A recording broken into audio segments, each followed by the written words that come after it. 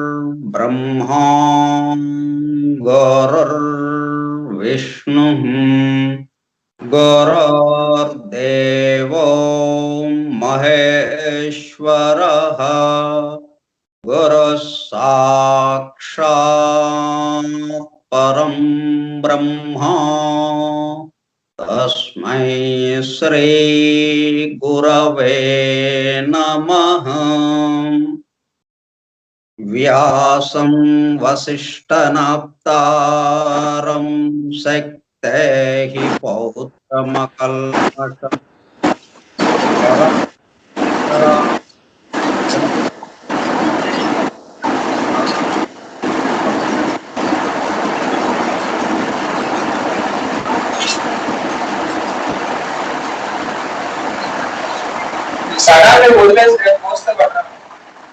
शुक्लांबरधरं विष्णुं शशिवर्णं चतुर्भुजं प्रसन्नवदनं ध्यायेत् सर्वविघ्नोपशान्तये।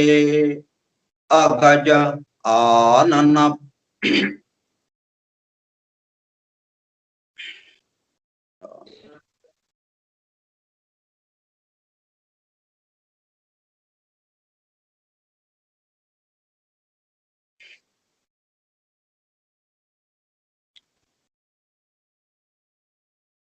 शुक्लांबरधरं विष्णुं शशिवर्णं शुक्लांबरधरं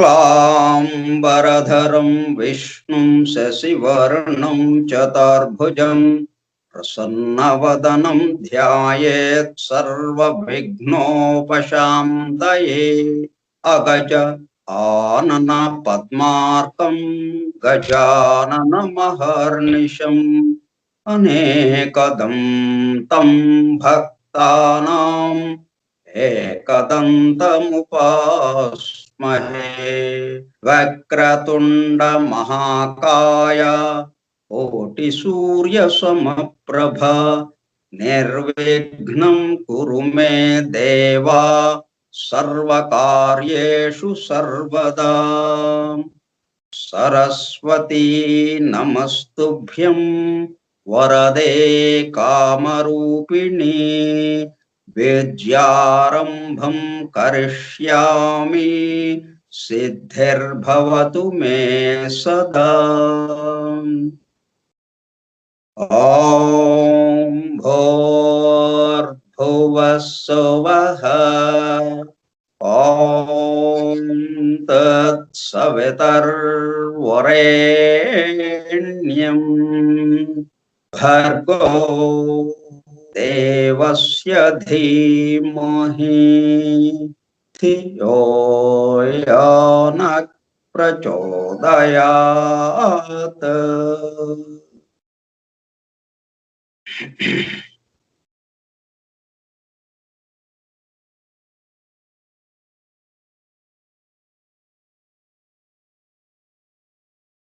वासुदेव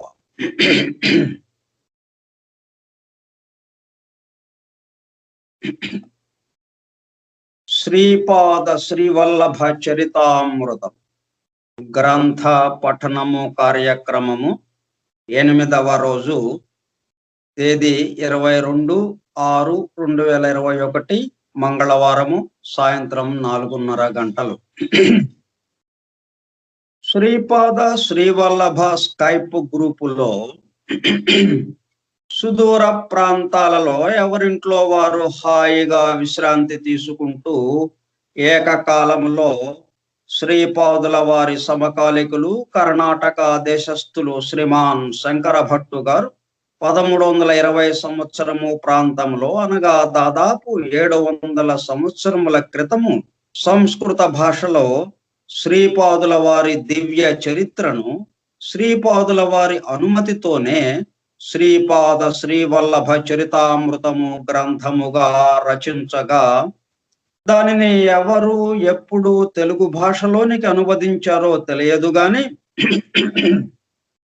సంస్కృత గ్రంథమునకు తెలుగు అనువాదం చేసిన పురాతన ప్రతి ఒక్కటి శ్రీపాదుల వారి మాతామహులు శ్రీ బాపన్న అవధానులు గారి 33వ తరం వారైన భీమవరం నివాసు శ్రీ మల్లాది గోవింద దీక్షితులు వారి వద్ద లభించగా వారు ఆ ప్రతిని 2001 సంవత్సరంలో పిఠాపురంలో గల శ్రీపాద శ్రీవల్లభ మహాసంస్థానము వారికి అందచేయగా ఆ సంస్థానము వారు కొన్ని వేల ప్రతులను ముద్రించి దత్త భక్తులకు అందుబాటులోకి తెచ్చిన ఆ పరమాద్భుత దివ్య గ్రంథమును ప్రస్తుతం గ్రంథ పఠనము కార్యక్రమంలో పఠిస్తుండగా తమ హృదయ గుహలలో ప్రతిధ్వనిస్తున్న దానిని తమ హృదయ గుహలలోనికి చేరి అత్యంత శ్రద్ధా భక్తులతో వినుచు లీనమవుచున్న దత్త భక్తులైన ప్రియ సోదర శ్రోతలందరకు నమస్కారము.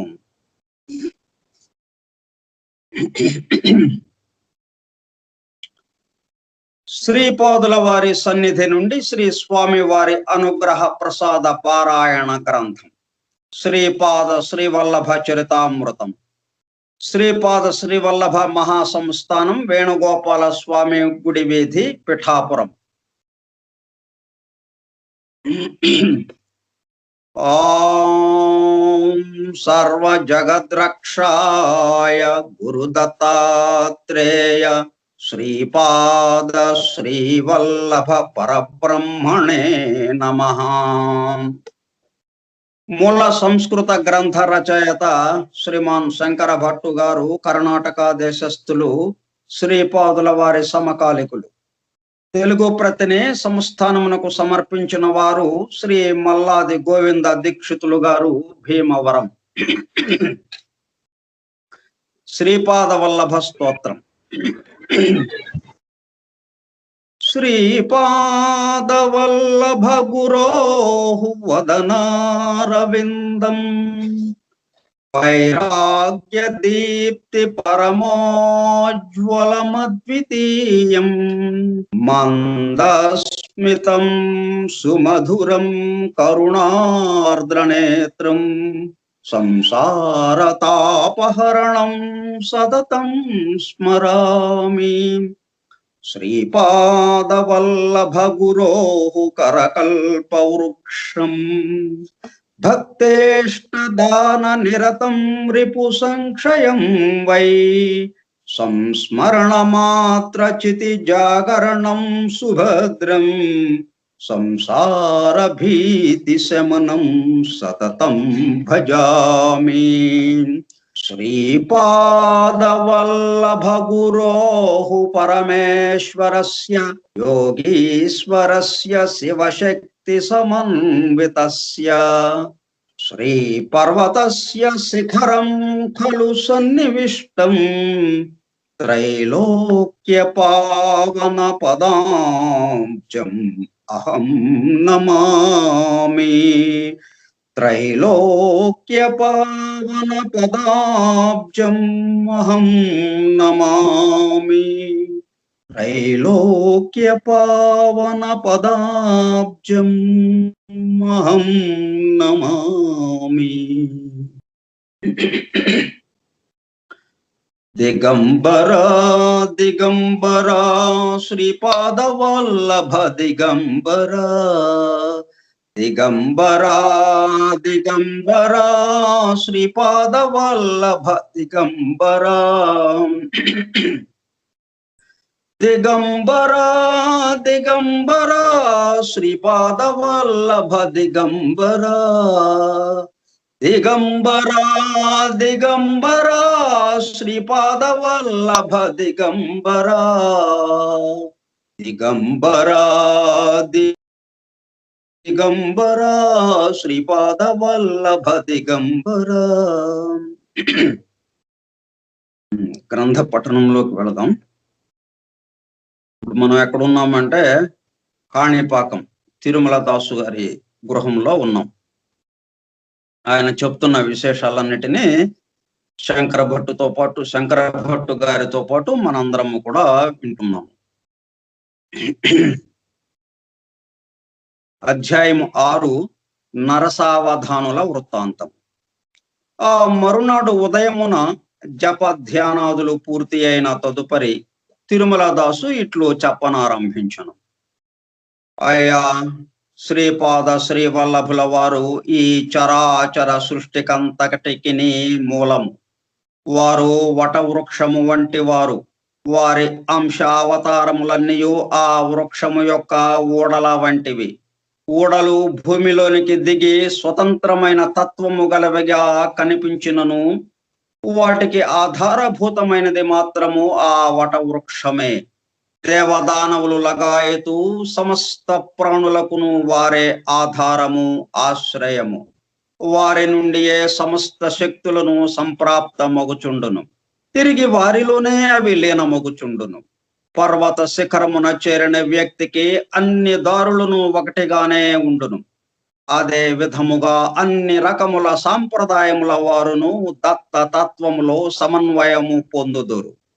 సమస్త ప్రాణులకును కాంతి పరివేష్టమై ఉండును.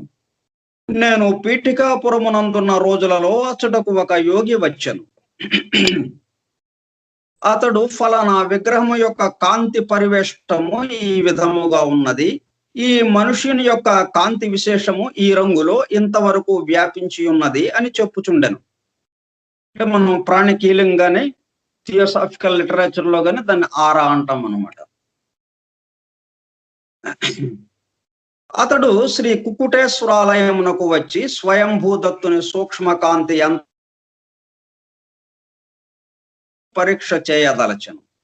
వారికి స్వయంభూదత్తుని స్థానంలో శ్రీపాద శ్రీవల్లభులు వారు దర్శనమిచ్చిరి.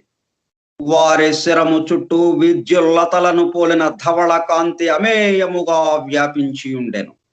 ఆ ధవళ కాంతిని చుట్టి దిగంతములకు వ్యాపించుచు నీలపు రంగు కాంతి దర్శనమిచ్చెను. ఆ మూర్తి ఆ యోగిని చూచి, నాయనా, ఇతరుల సూక్ష్మ శరీరములు ఎంత మేరకు వ్యాపించి ఉన్నవో తెలుసుకోవలయుననే పిచ్చి ప్రయత్నములతో విలువైన కాలమును వ్యర్థము చేయుచున్నావు. ముందు నీ గురించి ఆలోచించుకొనుము. కొలది దినములలో నీకు మృత్యువు పొంచి ఉన్నది. కావున సద్గతిని పొందు యోచనలను చేయుము. సర్వ సత్యములకును సర్వతత్వములకును మూలమైన దత్తుడను నేనే. మహాసిద్ధి పురుషులు, మహాయోగులు, మహాభక్తులు ప్రేమతో ఆహ్వానింపగా నేను ఈ కలియుగములో పాదగయా క్షేత్రములో అవతరించితిని. స్వామివారి ఉపదేశములకు ఆ యోగిలోని పూర్వ వాసనలన్నీ నశించిపోయాను. సూక్ష్మ శరీర కాంతిని తెలుసుకొనగలుగు అతని శక్తి అంతయును శ్రీ వల్లభుల వారిలో లీనమైపోయాను. తదుపరి అతడు శ్రీ వల్లభుల వారిని వారి స్వగృహమున దర్శనము చేసుకునే ధన్యుడాయను.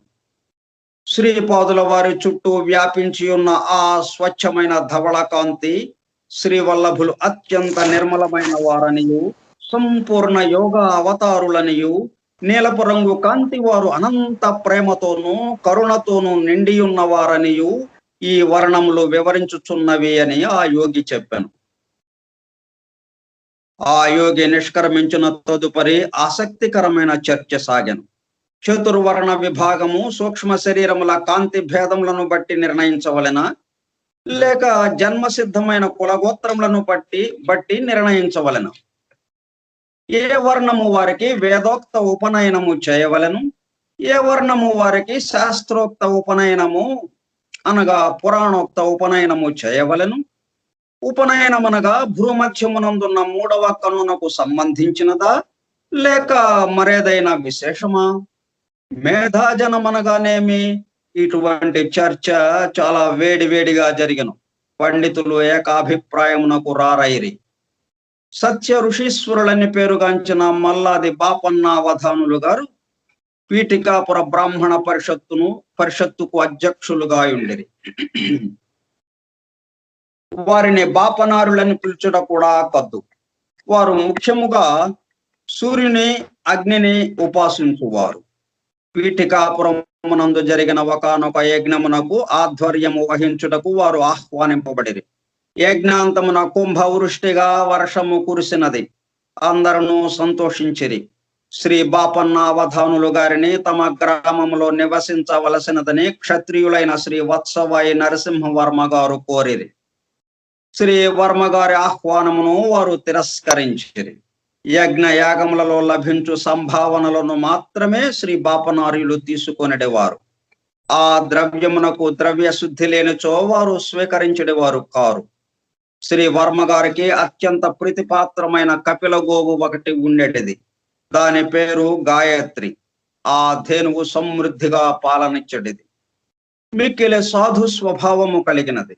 అదే సమయమున గాయత్రి కనిపించుట లేదనియు, ఎచ్చటను తప్పిపోయినదనియు శ్రీ వర్మ గారికి వర్తమానము అందినది.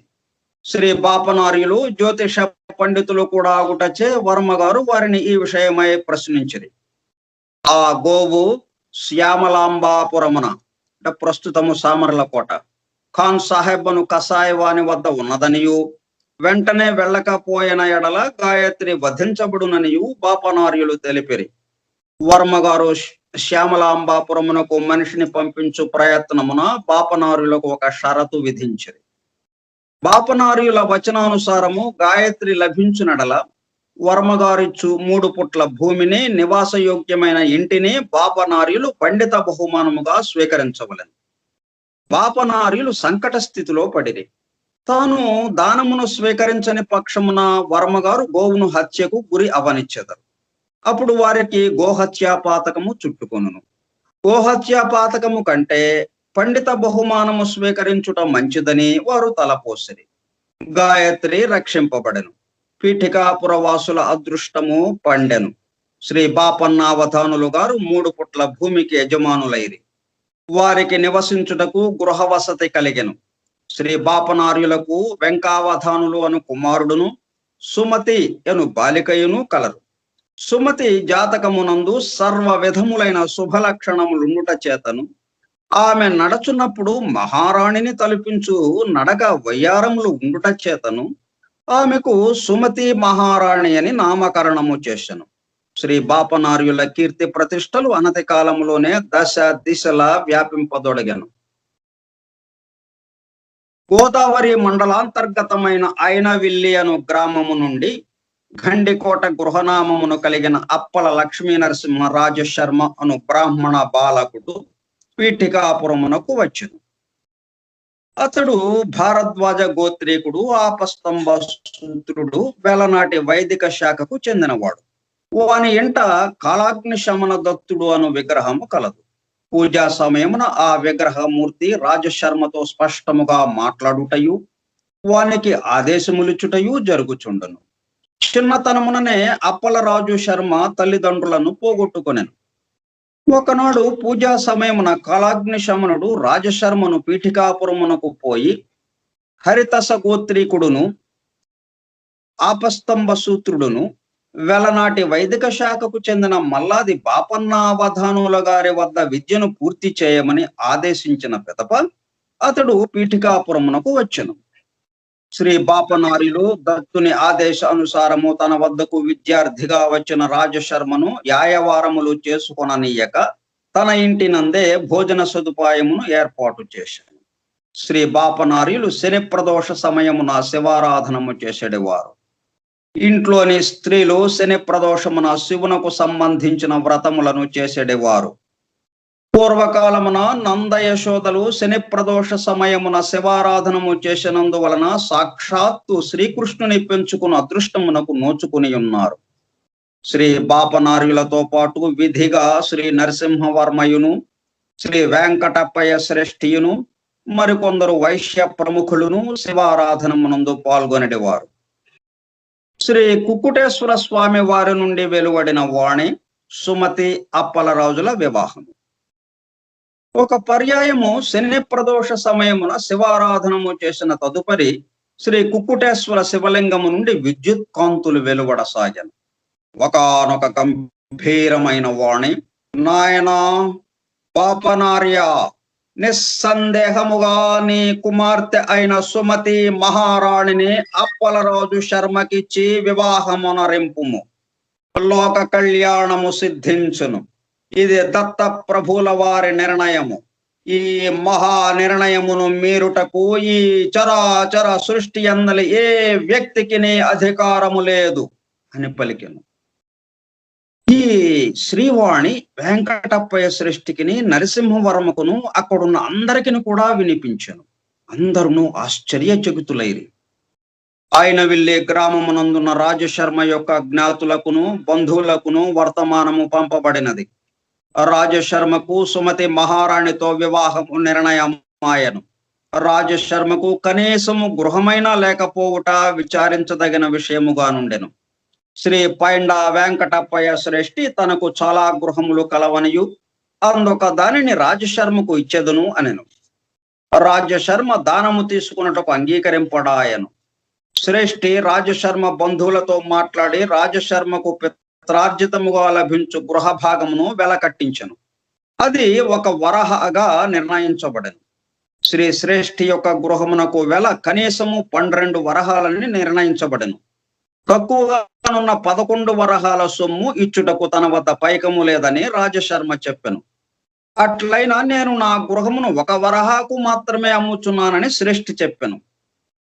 దానముగా తీసుకునట మీకు అభ్యంతరకరమైన ఎడల 1 వరహాను మాత్రము ఇచ్చి నా గృహమును తీసుకునుడు అని శ్రేష్ఠి చెప్పెను.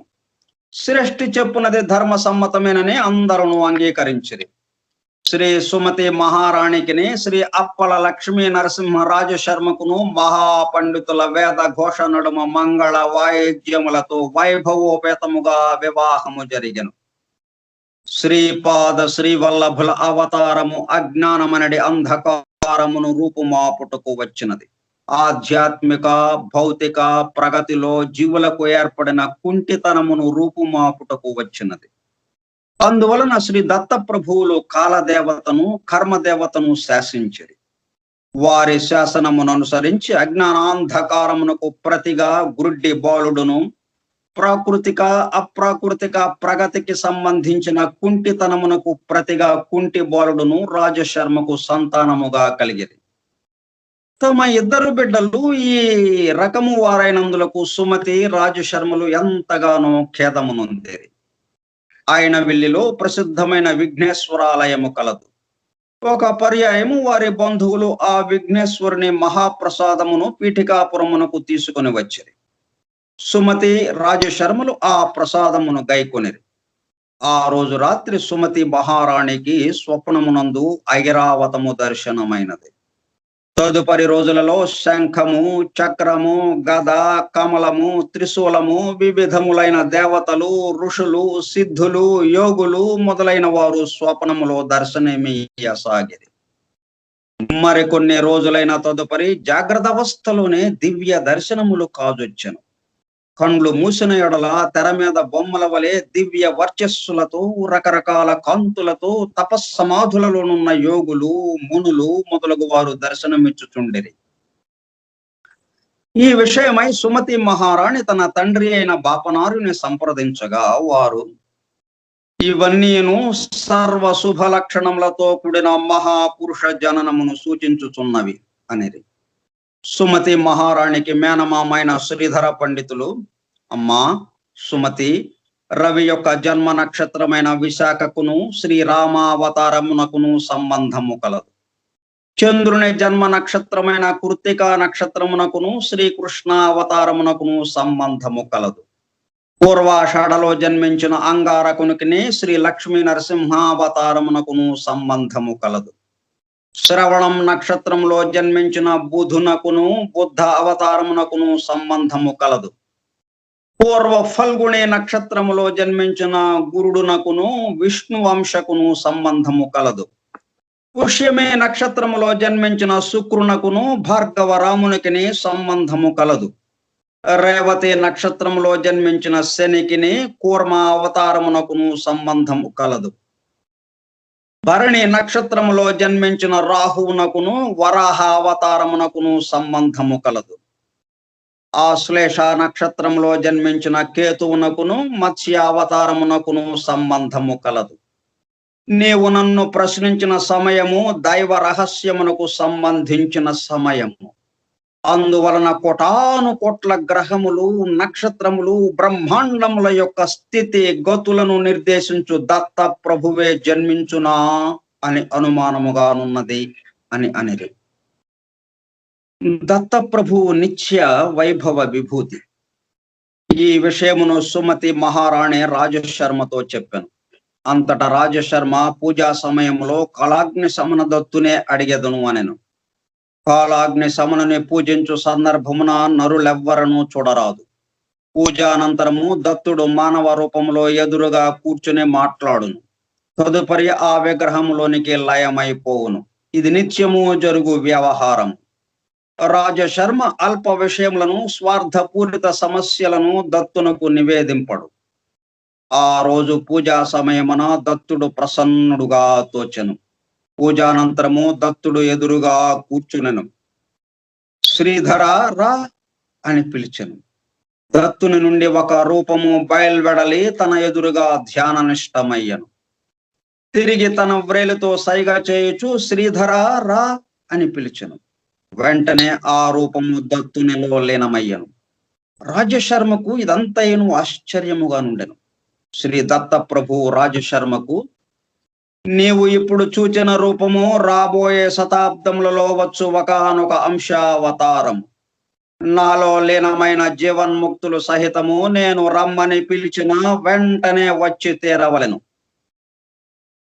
పొమ్మని ఆజ్ఞాపించిన తక్షణము తెరచాటు కాక తప్పదు. నా యొక్క లీలా విభూతి కేవలము భూమికి మాత్రమే పరిమితము కాదు. ఈ బ్రహ్మాండములన్నీయు నా చేతిలోని ఆట బంతులు. నేను కాలితో ఒక్క తాపు తన్నిన ఎడల కోటాను కోట్ల యోజనములలో పడవలసినదే. నేను జనన మరణములకు అతీతుడను. ఇట్లనుచు రాజశర్మ భ్రూమధ్యమును తాకెను. వెంటనే రాజశర్మకు తను ఒకనొక యుగంలో విష్ణుదత్తుడను పేరుతో జన్మించినట్లును, తన భార్య సుశీల అను నామాంతరము గల సోమదేవమ్ముగా జన్మించినట్లును జ్ఞాతమయ్యాను. గతమంతయు స్ఫురణకు వచ్చినది. శ్రీదత్తుడిట్లనెను, నేను దత్తుడిగా దర్శనమిచ్చిన ఆ యుగములో మిమ్ములను ఏదైనా కోరిక కోరుకోమంటిని. మీరు సరి అయిన కోరికను కోరుకొనలేకపోయిరి. మీ ఇంట పితృ శ్రాద్ధ దినమున భోజనమునకు రమ్మని పిలిచిరి. సూర్యాగ్నులతో కలిసి శ్రాద్ధ భోజనము చేసి మీ పితృదేవతలకు శాశ్వత బ్రహ్మలోక ప్రాప్తినిచ్చితిని. నేను శ్రీపాద శ్రీవల్లభ అవతారమును ధరించదలచితిని. గత 100 సంవత్సరముల నుండి ఈ భూమి మీద శ్రీపాద శ్రీవల్లభునిగా యోగులకును మహాపురుషులకును దర్శనమిస్తూనే ఉన్నాను. త్రేతాయుగములో భరద్వాజ మహర్షి పీఠికాపురములో సవిత్రు కాఠక చయనమును చేసినాడు. ఆనాటి హోమ భస్మము మహాపర్వతముల వలె పేరుకొని పోయినది. ఆ పర్వత ఖండములను హనుమంతుడు స్వర్గ మర్త్య పాతాళములకు కొంపోయెను. మర్త్యలోకమునందు హిమాలయ పర్వత ప్రాంతముల ద్రోణగిరి యందును మరికొన్ని ప్రాంతములందును వెదజల్లబడెను. హనుమంతుడు పర్వత ఖండములను గుంపోవు తరుణమున ఒక చిన్న ఖండము గంధర్వ నగరము, ప్రస్తుతము గాణగాపురము నందు పడినది. గంధర్వ నగరము భీమా అమరజ పవిత్ర సంగమ ప్రదేశము. శ్రీపాద శ్రీవల్లభ అవతారమును గుప్తపరిచిన తదుపరి మీన అంశ మీన లగ్నములందు నృసింహ సరస్వతిగా జన్మించి గంధర్వ నగరమునందు అనేక లీలలను చూపి శ్రీశైలమునందలి కదళి వనమున 300 సంవత్సరములు తపో సమాధి నందు ఉండి ఆ తర్వాత స్వామి సమర్థాను నామమున ప్రజ్ఞాపురమున నివసించి శని మీనములోనికి ప్రవేశించినప్పుడు శరీరమును త్యజించదను అని తెలిపిరి. దత్త ప్రభు యొక్క ఈ వచనములను తన ధర్మపత్నికి రాజు శర్మ వివరించను. సత్య ఋషీశ్వరులైన బాపనార్యులు ఇట్లనిరి, నాయన రాజశర్మ, నీవు పూర్వయుగములలోని జన్మమునందు శ్రీ దత్త ప్రభువునకు, సూర్యునకు, అగ్నికి శ్రాద్ధ భోజనము పెట్టిన పుణ్యాత్ముడవు.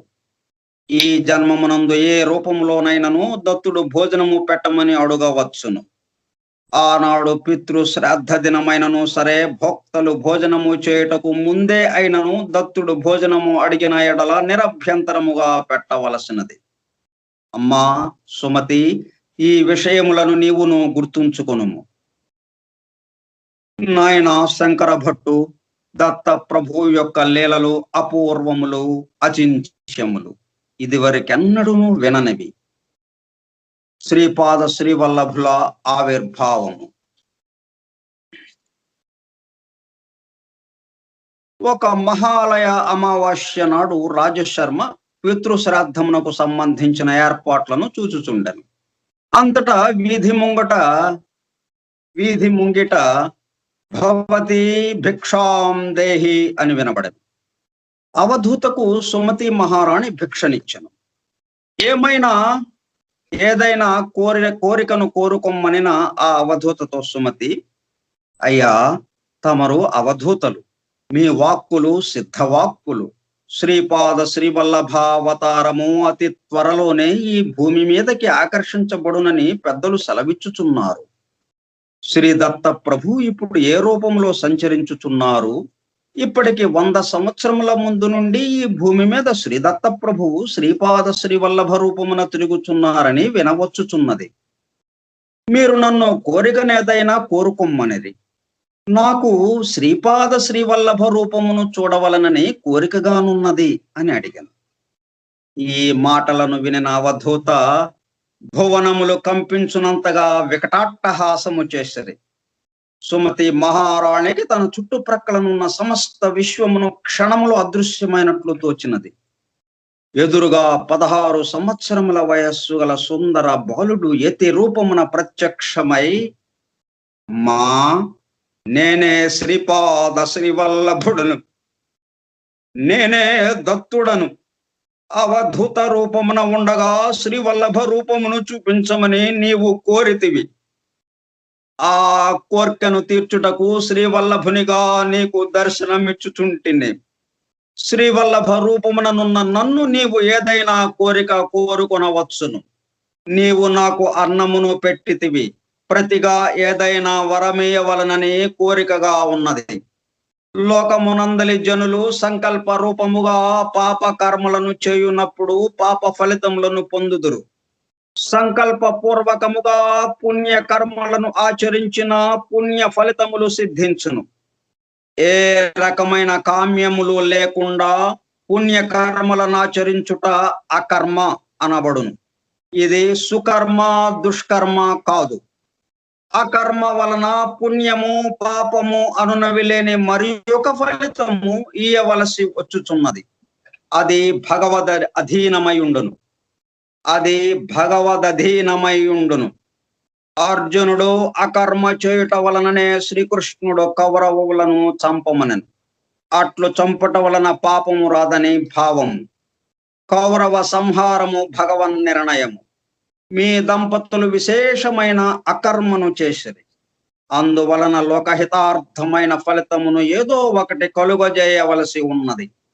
సంశయరహితురాలవై కోరికను తెలుపుకొనుము, తప్పక అనుగ్రహించదను అని పలికెను. శ్రీపాద శ్రీవల్లభ రూపమున దత్తుని దర్శనానంతరము సుమతి మహారాణికి కలిగిన సంకల్పము. ఆ దివ్య మంగళ విగ్రహమును చూచి సుమతి మహారాణి వాని పాదములపై పడి నమస్కరించును. శ్రీపాద శ్రీవల్లభులు సుమతి మహారాణిని లేవనెత్తి, అమ్మా, బిడ్డ కాళ్లపై తల్లి పడుట అసంబద్ధమైన విషయము. మా బిడ్డ కాళ్లపై తల్లి పడుట అసంబద్ధమైన విషయము, బిడ్డకు ఆయుక్షీణము కూడాను అనెను. అంతట సుమతి, శ్రీపాద శ్రీవల్లభ ప్రభు, నీవు నన్ను అమ్మా అని పిలిచితివి, కావున నేను తల్లిననియు నీవు బిడ్డవనియు అంగీకరించితివి. నీది సిద్ధవాక్కు గనుక ఆ మాటనే నిజము చేయుము. నీవు మాకు పుత్రునిగా జన్మించవలసినది అనెను. అంతటా శ్రీచరణులు ఇట్లనిరి, తథాస్తు. ఇప్పుడు నీవు దర్శించిన ఈ శ్రీపాద శ్రీవల్లభ రూపముననే నీకు జన్మించదను.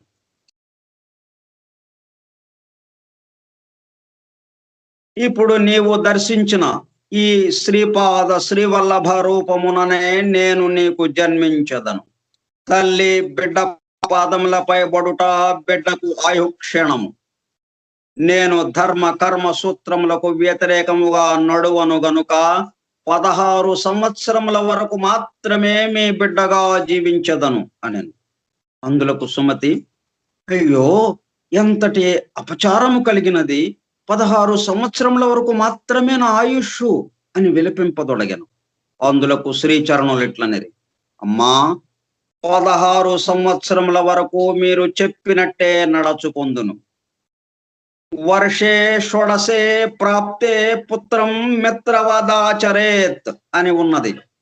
16 సంవత్సరములు వయస్సు వచ్చిన పుత్రుని మిత్రుని వలె భావించవలను గాని ఆంక్షలను విధింపరాదు. నన్ను వివాహము చేసుకొనవలసినదని నిర్బంధించరాదు. నేను యతినై యథేచ్ఛగా విహరించుటకు అనుజ్ఞనీయవలను. నా సంకల్పమునకు వ్యతిరేకముగా మీరు నిర్బంధించిన నేను మీ ఇంట నుండి వాడను గాను అని పలికి వెంటనే వడివడిగా పయనమై వెడలిపోయాను. సుమతి మహారాణి నోట మాట రాక కొంతసేపు అట్లే ఉండెను. జరిగిన వృత్తాంతమును సుమతి తన భర్తకు వివరించెను. అంతటా అప్పలరాజు శర్మ, సుమతి, విచారింపకుము. శ్రీదత్తుడు ఈ ప్రకారముగా మన ఇంటికి భిక్షకు వచ్చునను విషయమును మీ నాయన సూచన ప్రాయముగా ఇంతకు ముందే తెలిపియుండెను. శ్రీదత్తుడు కరుణా సముద్రుడు. శ్రీపాద శ్రీవల్లభ జననము కానిమ్ము, తదుపరి మనము ఆలోచించుకునవచ్చును అని పలికెను. అప్పలరాజు ఇంటికి అవధూత వచ్చినను వార్త ఊరంతయును ప్రాకెను. పితృదేవతలకు అత్యంత ప్రాముఖ్యమైన ఈ మహాలయ అమావాస్య రోజున బ్రాహ్మణులు భోజనము చేయుటకు ముందే అవధూతకు భిక్ష ఇవ్వబడినను విషయము చర్చింపబడుచుండెను. శ్రీ బాపన్నవధానులు గారిట్లనిరి, శ్రీపాద శ్రీవల్లభ జననము అందరూ అనుకొనుచున్నదే. అవధూతకు సాష్టాంగ ప్రణామము చేయుట విహితమే. అందువలన సుమతి యొక్క దోషము ఏమీ లేదు. బిడ్డగా జన్మించినప్పుడు సాష్టాంగము పడుట ఆయుక్షీణకరము గాని అవధూత వేషమున ఉన్నప్పుడు సాష్టాంగము చేయుట తప్పు విషయము కాదు.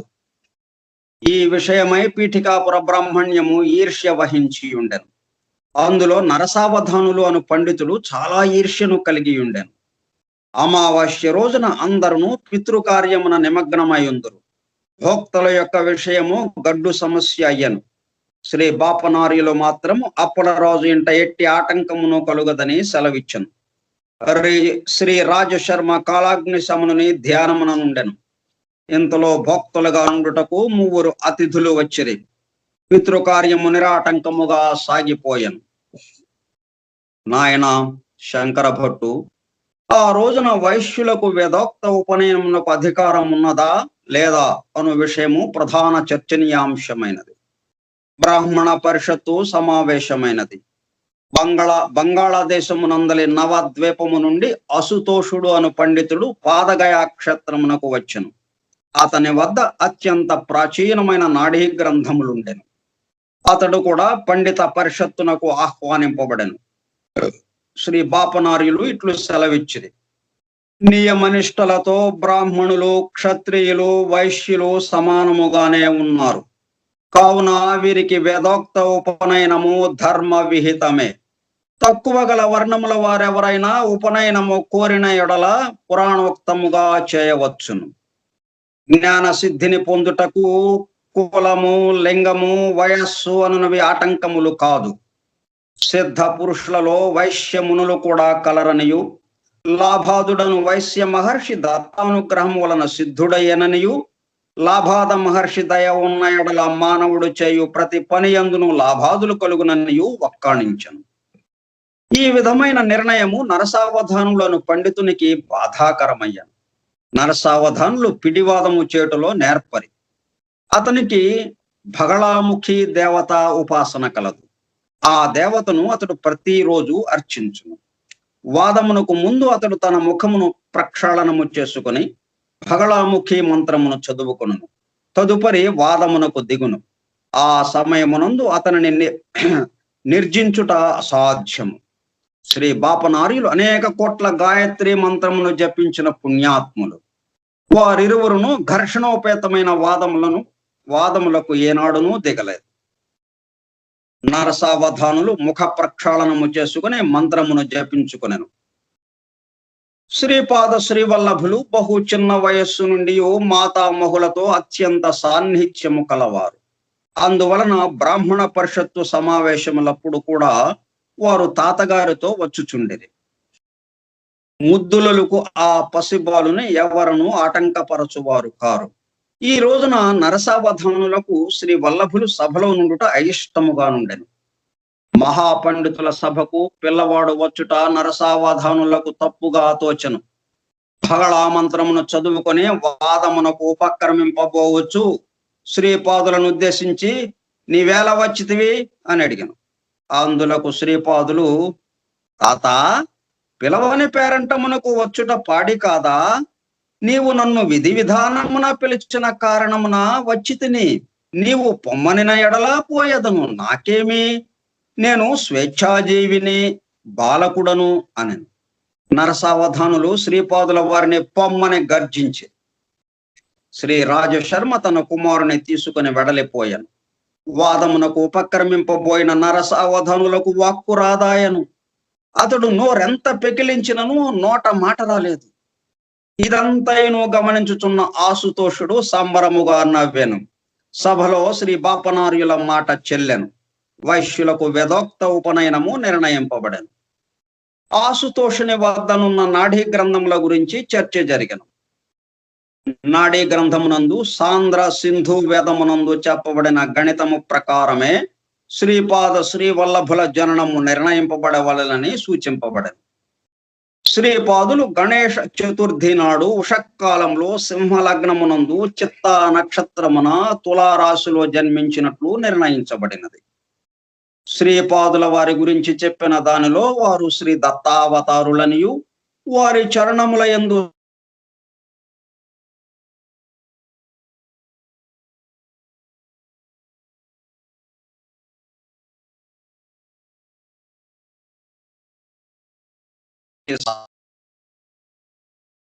త్రిపుర దేశమునందలి అక్షయ కుమారుడు అను జైన మతస్థుని వంశీకుల నుండి శ్రీ పీఠికాపురమునకు చేరుననియు, అదంతయును దైవలీల ప్రకారము జరుగుననియు తెలుపబడెను.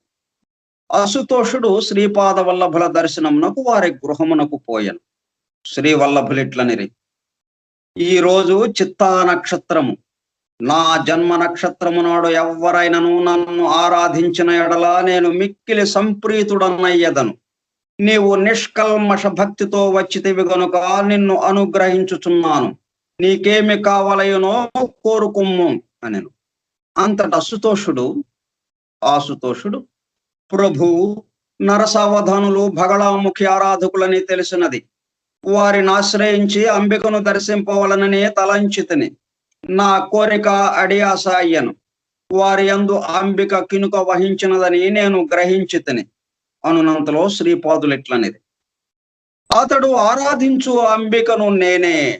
నన్ను పొమ్మని చెప్పినంతనే అప్పటి వరకు నరసావధానులు సూక్ష్మ శరీరమును అంటి పెట్టుకొని ఉన్న అంబిక నాలో లీనమైనది. నేను సర్వదేవి దేవతా స్వరూపుడను. అంబిక దర్శన భాగ్యమును పొందుము అని వారు అసుతోషునకు శ్రీ అంబికగా దర్శనమిచ్చింది.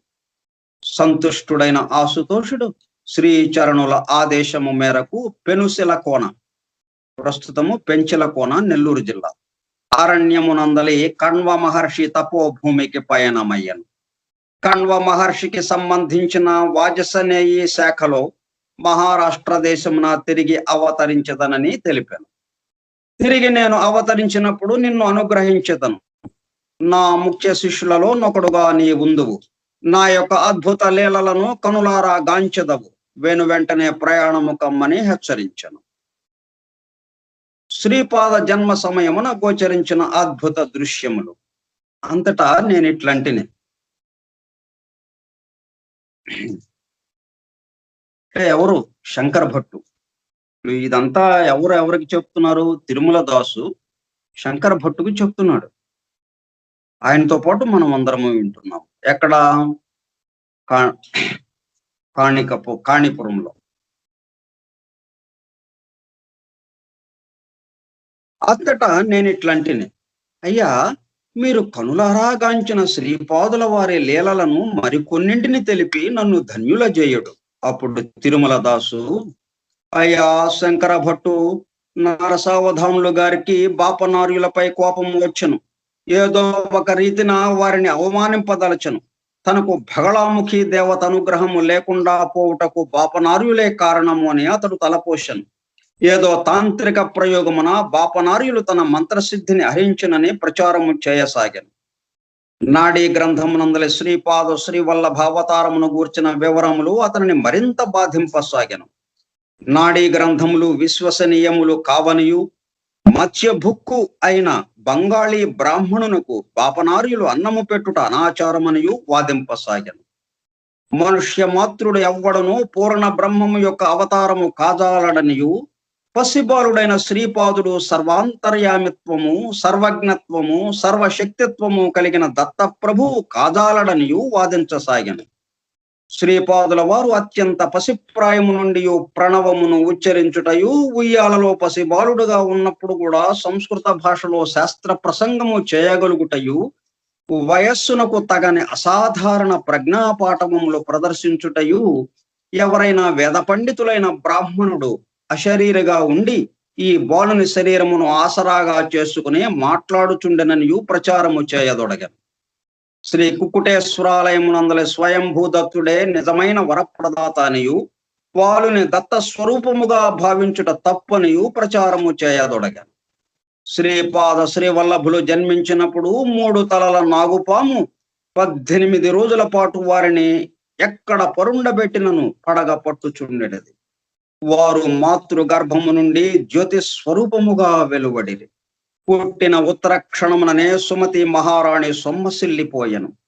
ఊరిటి గదిలో నుండి మంగళ వాయిద్యములు వినబడుచుండెను. కొంతసేపటికి ఒక అదృశ్యవాణి అందరినీ పురిటి గది నుండి బయటకు పొమ్మని హెచ్చరించెను. శ్రీపాదుల వారి సన్నిధికి 4 వేదములు, 18 పురాణములు, మహాపురుషులు జ్యోతిస్వరూపులై ఏతించిరి. పవిత్ర వేదమంత్రములు బయటకు వినబడుచుండెను. కొంతసేపటి తరువాత నిశ్శబ్దం ఆవరించెను. ఈ అద్భుత సంఘటన బాపనార్యులకు కూడా అగమ్య గోచరముగను అయోమయముగను ఉండెను. శ్రీపాదుని బాల్య లీలలు.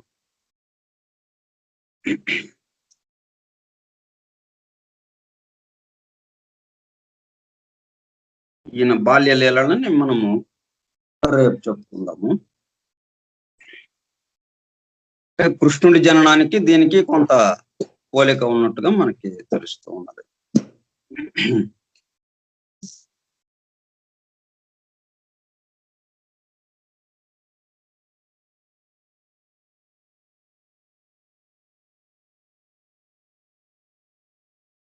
స్వస్తి ప్రజాభ్యః పరిపాలయంతాం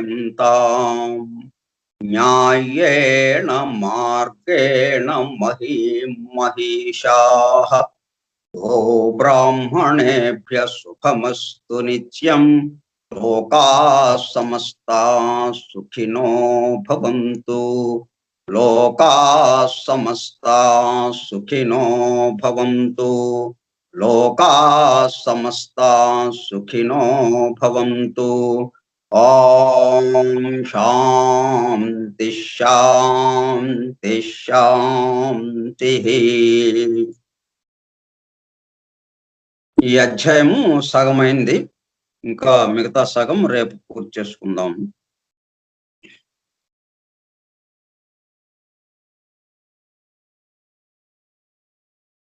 వాసుదేవ. వాసుదేవ.